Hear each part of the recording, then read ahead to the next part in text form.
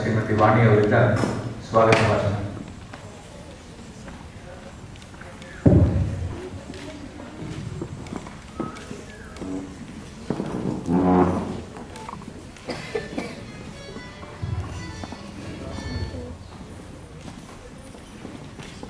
ಆತ್ಮೀಯ ಕನ್ನಡ ಬಂಧುಗಳೇ,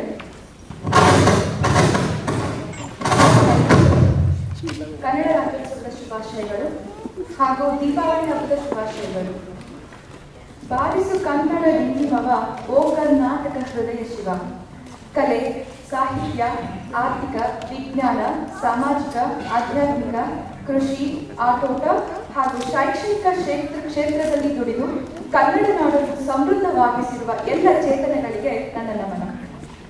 ಹರಿದು ಹಂಚಿ ಹೋಗಿದ್ದ ಕನ್ನಡ ನಾಡು 1956 ನವೆಂಬರ್ 1ರಂದು ವಿಶಾಲ ಕರ್ನಾಟಕವಾಯಿತು. 1972ರಲ್ಲಿ ದೇವರಾಜ ಅರಸು ಕಾಲದಲ್ಲಿ ಕರ್ನಾಟಕವೆಂದು ನಾಮಕರಣವಾಯಿತು. ಕನ್ನಡ ರಾಜ್ಯೋತ್ಸವ ಬಂತು. ಕನ್ನಡದ ಮಕ್ಕಳೆಲ್ಲ ಒಂದಾಗಿ ನಾಡ ಪ್ರೇಮ ಹಾಗೂ ಭಾಷಾ ಪ್ರೇಮ ಮೆರೆಯುವ ಶುಭ ದಿನ. ನಾವೆಲ್ಲರೂ ಈ ಶುಭ ದಿನವನ್ನು ಒಟ್ಟಾಗಿ ಹಾಂಗ್ಕಾಂಗ್ನಲ್ಲಿ ಆಚರಿಸ್ತಾ ಇದ್ದೇವೆ. ಈ ಹಬ್ಬದ ಸಡಗರದಲ್ಲಿ ಸಹಭಾಗಿಗಳಾಗಿ ಆನಂದಿಸಿರಿ. ಈ ದಿನ ಜ್ಞಾನಪೀಠ ಪ್ರಶಸ್ತಿ ಪುರಸ್ಕೃತರ ಬಗ್ಗೆ ಕಾರ್ಯಕ್ರಮವನ್ನ ಮಾಡ್ತಾ ಇದ್ದೇವೆ. ಇದರ ಪರಿಕಲ್ಪನೆ ಹಾಗೂ ನಿರೂಪಣೆ ಕೃಷ್ಣಸ್ವಾಮಿ ಅವರು.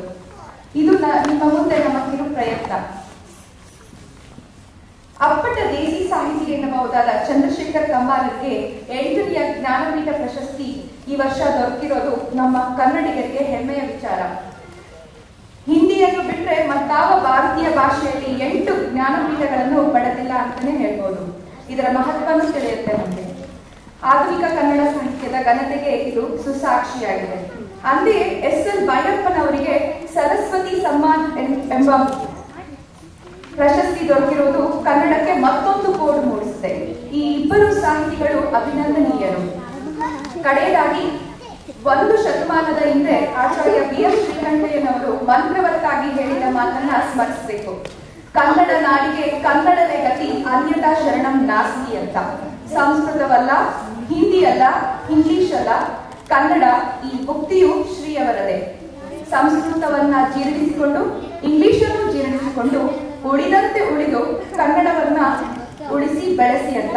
ಹಾಗೆ ನಾವೆಲ್ಲರೂ ನಮ್ಮ ಮಾತೃಭಾಷೆಯನ್ನ ಇಲ್ಲಿ ಎಲ್ಲ ಕಡೆ ಉಳಿಸಿ ಬೆಳೆಸೋದಕ್ಕೆ ಪ್ರಯತ್ನ ಪಡೋಣ.